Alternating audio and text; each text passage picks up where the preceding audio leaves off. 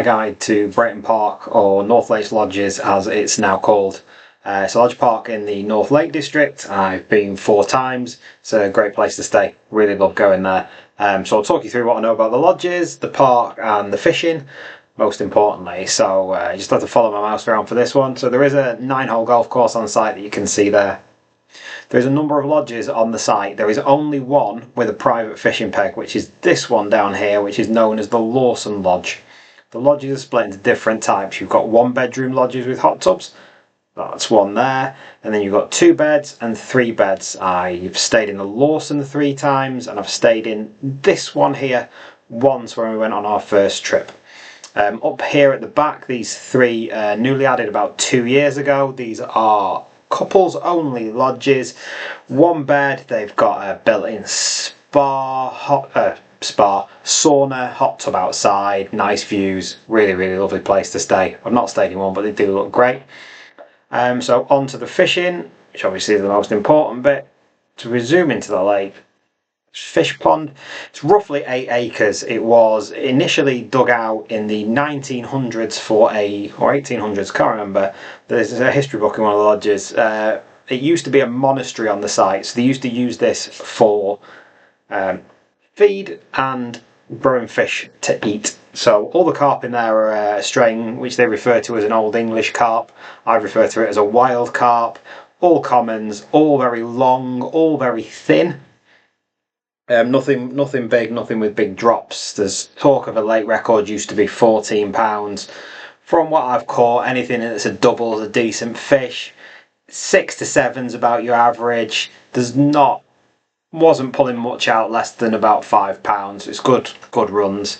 If you are in the Lawson Lodge, which is this one here, you get your own private drive. This bit here is your own bit of private garden, and you can't quite see because the trees are creeping over, but right here where my mouse is, there's a private deck that you walk down. Your hot tub's just here under this tree, and you walk down here and you're fishing. So effectively, with a reasonable cast, I could fish sort of this area. I didn't have any big heavy gear with me. You don't really need to fish it that heavy because of the volume of fish in there. You've got to watch out if you're fishing along these tree edges. There's a lot of branches in the water. There's a lot of debris. And the fish will dive there at every opportunity they get. If you're catching over there, they are going to go straight under those trees. Even if you're catching over here, when you get them close, they just burn for those trees because they know that's how they get off. Couple of spots if you are going to the Lawson. This little margin along here usually produces a few fish, and if you look, there's 3 trees here. If you go from the deck, follow the first tree, 8 to 10 wraps in that sort of direction, anywhere in this sort of area here. It's pretty clear in the spring, a little bit more weed in the summer. You've got to work a little bit harder to find clear spots, but that sort of area produces. Now, if you're not staying in the Lawson Lodge, and we're staying in one of these lodges up here, then to fish, it's a bit of a pain. I have done it. You have to come down the drive with all your stuff, park around here, and up here there is a path that you get to the fishing pegs. You cannot get all the way around the lake, but there is a peg. There's about 3 pegs here. The trees are really overgrown and doing it. You would be better with a pole or like a scope rod at about 7-8 foot. Your 12-footers, you're just going to hit the trees on there these days. When we first went, it wasn't quite as overgrown, and there was just enough gap. I had a 12-foot rod there, and you fish. There's one here into the island, one here into the island, one here into the island. In the middle of summer, there is a huge lily bed right here, absolutely massive. If you are fishing here, you've got to watch close in, roughly where the mouse is, because there is some concrete steps, or stone steps, sorry, again from where the old bank used to be. It's come back a bit further, and they will dive for there, and it will cut your line. I have experience of this. So that's how the fishing goes. As a guide to how well it fishes, we'll just come back from the Lawson in the summer, and we only caught 18 this time, which was a little low. Didn't fish it as much as did. Weed was causing me a bit of a problem. Struggle to get them going. Prefer fishing it in the spring.